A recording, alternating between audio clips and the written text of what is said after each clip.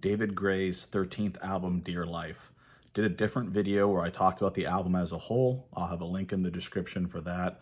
I'll also have a link in the description for the jump stamps, for the times, for the different songs. What I'm gonna do in this video is talk about each song individually, just quickly what I thought about it when I heard it, what it made me think, what I thought it sounded like, things like that. Track one is After the Harvest.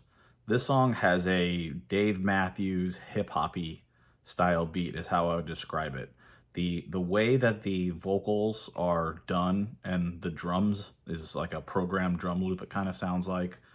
That and the vocal delivery are hip-hoppy. I wouldn't say rap, but you know, kind of a hip-hop style. There's a pretty basic, it sounds like a 3-chord pattern musically in the background. You do get, you know, piano, acoustic guitar, strings, all that kind of stuff. Those do come in. So that's why I say it's got like a Dave Matthews feel. It's a decent song, good way to start the album. It does drop dramatically as it's kind of going. I thought it was going to keep going and then it just ended. Track two is Plus and Minus, and for what it's worth is an ampersand. Talia Ray is featured in this song. This song sounds like a slower version of the John Mayer Belief song, if you're familiar with that kind of guitar part. He's singing kind of to begin with, most of it, and then she comes in the chorus. The way that they sing together is very cool. I recommend listening to that and just checking that out. That's a cool thing, how they do that together, how they sing. The song, it kind of changes after the first chorus, and I kind of wasn't expecting the change. It goes from the John Mayer Belief sound to a softer version to me of the Hold Me, Thrill Me, Kiss Me, Kill Me song from U2, which is from the Batman, one of the Batman, old Batman, just way before the Christian Bale Batman, the soundtrack, Batman Forever maybe. And this is a slower version to me of that when it changes. It only stays that way for a little bit, and then it goes back to the kind of the original. When it goes back to the original for the verse and the chorus, she's singing more.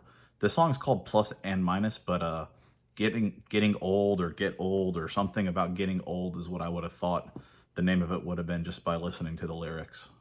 Track three is Eyes Made Rain. This is a sad song. It's in 3/4 time, and it has drums that are kind of like an off rhythm sound. How do I describe that? Think Ticket to Ride by the Beatles, but a little spacier, a little jazzier even maybe than that. The vocals had kind of like a Tom Petty vibe. I don't know why I felt that way, but it sounded that way to me. At one point, I think he says honeybee, and there's a Tom Petty song, Honeybee, so maybe it's just some weird, like, you know, I'm getting some weird connection in my mind that way. But the song lyrically is sophisticated. It's got a lot of metaphors, but also has a lot of realism, all kind of about sad stuff. Eyes Made Rain, so crying. There's a lot of also instruments, though, that he's playing or the musicians with him are playing, and they give the sound of rain. I mean, it's pretty cool how they do that. It's just hitting things and playing notes and using effects and slides and stuff, but it sounds really cool. I really like at the end of the song, towards the end, the guitars, they're doing a lot of what I call drones, where it's kind of like the same thing, the same note. They're hitting it a lot and they're bending it slowly. And if you listen to it, it just has a really beautiful kind of haunting sound to end the song. Some of my favorite guitar tones were the guitar tones at the end of this song. Track four is Leave Talking. This song, it sounds like he's kind of singing into a microphone that has a phaser. A phaser is an effect that has like a swirling sound to it. Eddie Van Halen, a lot of his stuff, when it sounds like it's swirling when he's playing his guitar solos, it's a phaser he's using. So imagine somebody like kind of singing into a megaphone, but then there's a phaser on it. It's kind of like the vocals sound a little bit. There's like a Eastern Asian style sound. There's like, I don't know if they're woodwinds, but the instruments used and like the melodies they're playing have an Eastern sound to them. Think a little bit maybe slower version of the Desert Rain song by Sting, kind of the vibes of this song. The instruments change to what sounds more like a deeper brass sound, and then it goes to me from like a Eastern Asian sound to more like a Latin African almost kind of beat sound a little bit. The way he's singing, even despite from like the megaphone sound, it's really belting it out. The tone gives me like a Bruce Springsteen when he's belting it out. Think about Bruce Springsteen and he's young and he's screaming up there and he's like, "Here we got in the back seat of my car," or something like that. Or like if you're Canadian, you can think of Gord, anything where he's belting out about how he's tragically hip. That would also kind of the emotion. There's that emotion there. The song, if I would have guessed the name, I wouldn't have thought it was called Leave Talking. I would have thought it was called Bad Dreams, maybe. This is a 7-minute song. And I will say at first when I started listening and I heard the tones and the everything, I was like, this is really cool. I liked it. I thought it might be my favorite song. And then after 4 minutes of it, it was kind of enough. The last 3 minutes to me were, I mean, they were okay, but if this was maybe a single, if it is, there's probably a single edit. If it's going to be a single, there's going to be a single edit. They're not going to have the whole 7 minutes, I don't think. But it was a unique song. It was one of the more unique songs on the track, or on the album, I should say, as a whole. I did like it. It's just I liked the first 4 minutes, and then I was done, and I would probably skip and go to the next song if I could. Track 5 is I Saw Love. I will say this is my second favorite song. Initially, I thought it was going to be my favorite song, but my favorite song is coming later, as you could have guessed. So this song has a drum machine that starts it, but the drum machine, I'm pretty sure it's the exact same drum machine as I Can't Go For That by Daryl Hall and John Oates. By the way, it's not Hall & Oates. It is Daryl Hall and John Oates. That is actually the name, the official name. So I Can't Go For That has a very iconic sounding drum in the beginning. And it's just the first 2 seconds, but I mean, it sounds the exact same. This song has two like competing, I don't know if competing is the right word, but two different acoustic parts. One has more of like a swirling, wobbly kind of sound to it. It sounds really cool how one is more clean and one has the cool sound.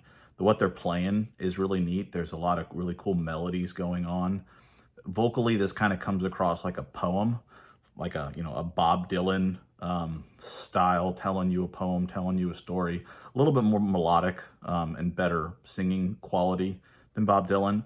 I do like that there's times where it sounds like he's yelling in the background, like a hype man would yell, like especially like in hip hop or rap, you say something and then somebody repeats like part of it. Give a whole sentence and they just repeat like the last 2 words of the 11-word sentence. And then they repeat it they yell it. He's hyping himself, which I thought was really cool. When he's singing towards the end, there's a little bit more of a raspier aggressiveness to the voice. It made me think I think it's Blue October, the Hate Me song, when he's talking, when he's doing like the verse talking, where he's like, and I did this and I did that and I'm a bad dude. It kind of has that kind of delivery with the Bob Dylan, kind of stuff again, where he's telling the story. So I like this track a lot. Again, it was probably my second favorite of the whole album. Track 6 is Fighting Talk. This song doesn't have a lot of instruments to start with, but man, it is sure funky. The most funky, sexy song on this album. It has a very kind of, Bruno Mars, Silk Sonic, Maroon 5 funk vibe. There's parts of it that sound like Out of Time from The Weeknd, if you're familiar with that song at all. That's a very funky, sexy song too. This song does have a female vocal accompaniment. I don't know if it's the Talia Ray from a previous song. I didn't look it up or anything, but there is a woman that's featured in this song as well in terms of the singing, at least. It's not listed as anybody featured. This is more sparse and kind of jazzy with the funk side of it, I would say, with how the instruments and stuff are initially. About 2/3 of the way in, kind of the whole band or more of a band comes in. There's what I believe is a trombone, is how it sounds. The end of the song very much has the never gonna get my lovin', never gonna get it, never gonna get it. En Vogue, the classic En Vogue, never gonna get my lovin'. Very much something that sounds like a part of that song towards the end. And another one of the more unique songs in the album. Unique in a good way, but not the typical acoustic piano kind of track that maybe you would think. Track 7 is Sunlight on Water. This starts off with like an orchestra, like where everybody's playing the same note. You ever see an orchestra and they all sit down and they all start playing and they're all playing that same note and they all come together and it sounds really, nice as they're all kind of coming together with that note. I think there's some like movies that used to do that too, with like when you saw a movie and they'll sit down, they'll start playing the same note. So it starts off with that orchestra doing that. There's a piano part. It's the prettiest sounding piano to me so far in the album. We're about halfway through, So there's a lot of piano up to this point, but this sounds so great. It's him and the piano playing. It sounds really, really good. It's mostly him and the piano, but then strings do come in later. He's doing vocal harmonies that he recorded with himself. I'm pretty sure it's just his voice. Sounds really, really beautiful. This song sounds like if you were watching some like really sad modern ballet. My daughter does dance, and there's these dance things she does. She's young, and there's kids way bigger and young adults doing it, and a lot of them will do interpretive dances. Out of like 100 dances, there's a few of them. And whenever there's like a slow ballet, that's something that just seems super sad. I feel like this could fit like one of those dances really, really well. It gave me like a slightly calmer, sadder version of Pink Floyd's Goodbye Blue Sky from The Wall, if you're familiar with Goodbye Blue Sky at all. Imagine a sadder David Gray version. Track 8 is That Day Must Surely Come. This was probably the simplest song of all the songs, I would say. If I had to say which song was the most complex to the simplest, this would be the simplest for sure. Just mostly acoustic guitar and him. He's even, for like percussion and for ambiance, it sounds like he's doing like shh, like he's shushing, but then he's like shh, like it's like an echo. It's more discreet. I can't do it. You need a thing, but like he's using his own voice, not beatboxing, but like making like a noise and then using that noise like you were hitting a cymbal or something, and then, you know, just repeats that. I'm pretty sure there's some just really unique, strange sounds. I will say this has the most unique sounds of all the songs. It sounds like he's using maybe a theremin. A theremin is something that it's got like a metal rod, and the closer or the further you away or where you move your hand, it like changes the sound and the tone and the frequency. It has a very alien sci-fi, you know, kind of vibe. Like that's usually a theremin. There's a lot of weird like wisps and peeps and things that gave me like this alien sci-fi vibe a little bit. It's just regular instruments I think he's using for the most part, unless he is using a theremin. That's not a typical thing. There's some other instruments and accompaniment and stuff, but it's mostly these kind of acoustic guitar and kind of weird sounds and the shush recorded sample vocals. One of the more unique songs as well. I've kind of pointed out there's a few unique songs. This one's simple, but it's unique in some of the strange stuff in the background. It's not strange in a bad way. It's just not common things that you hear in most songs, including songs on this album. Track 9 is Singing for the Pharaoh. This song has a kind of electronic vibe. It sounds a little bit like Wake Me Up from Avicii. Ironically enough, with all the acoustic guitar on pretty much every song, it doesn't have the acoustic guitar like that song has. So if you take Wake Me Up from Avicii and you take out the acoustic guitar, that's kind of what this sounds like.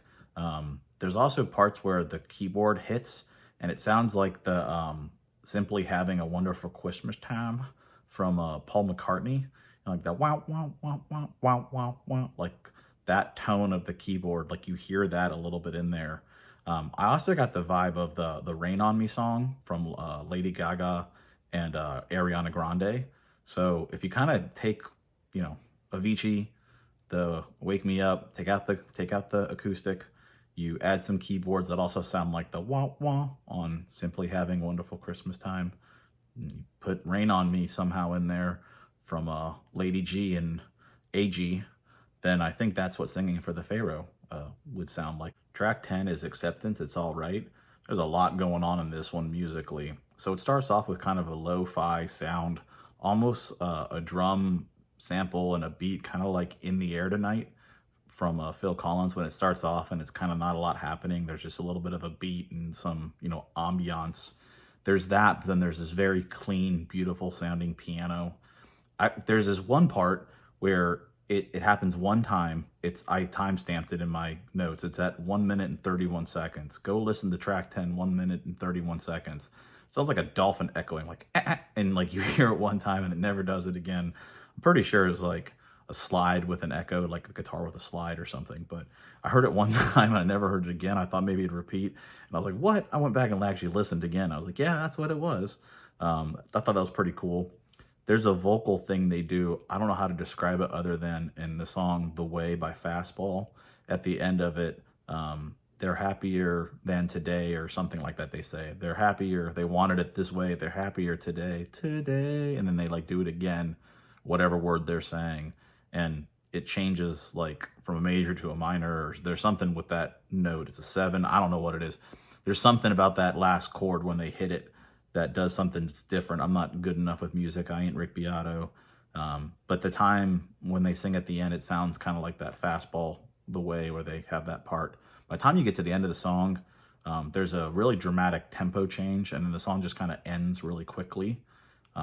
There's just a lot of different stuff going on. It changes, a lot. One of the more unique songs that's not just acoustic piano, something like that. It's more happening in it.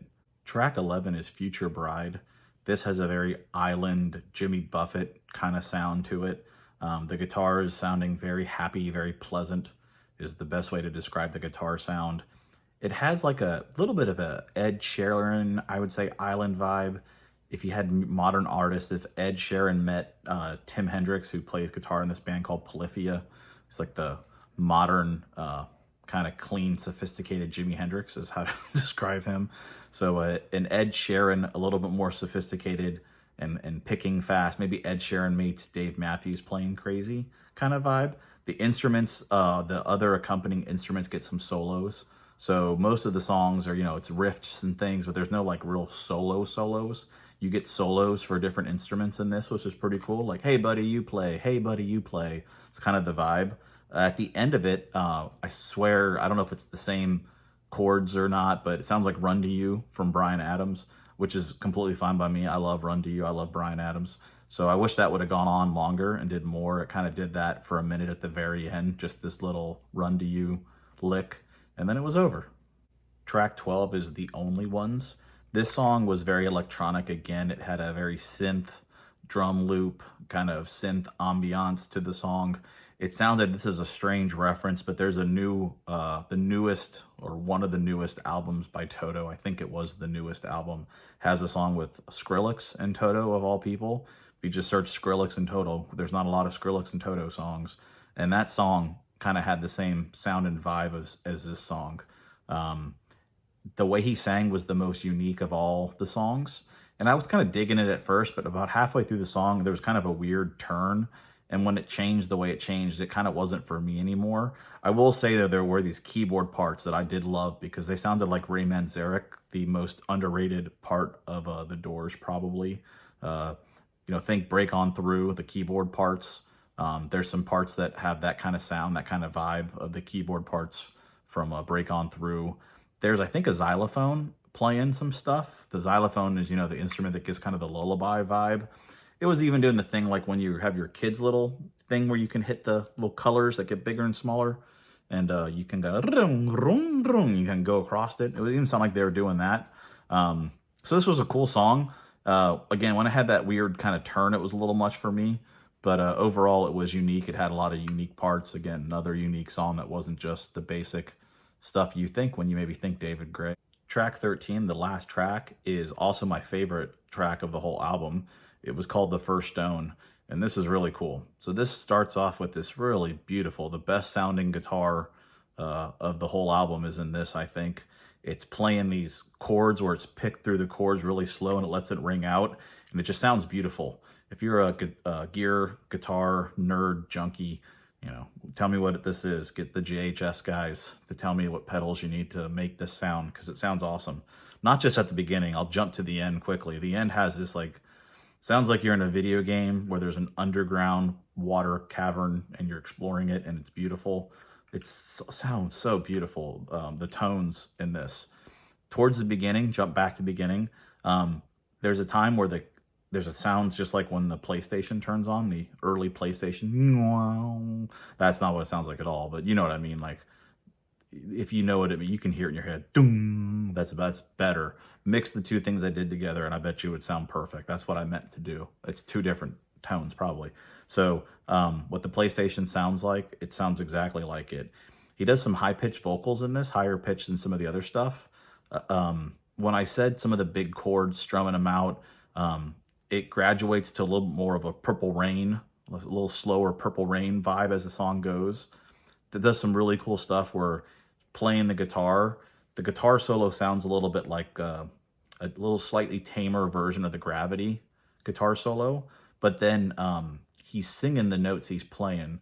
So as he's playing this gravity sounding, super sexy, kind of bluesy, cool sounding guitar solo, he's humming the notes too. Think of like Pink Floyd's "Wish You Were Here" when they're doing the acoustic part, and he's going, and he's like doing it with it at the beginning. David Gilmour.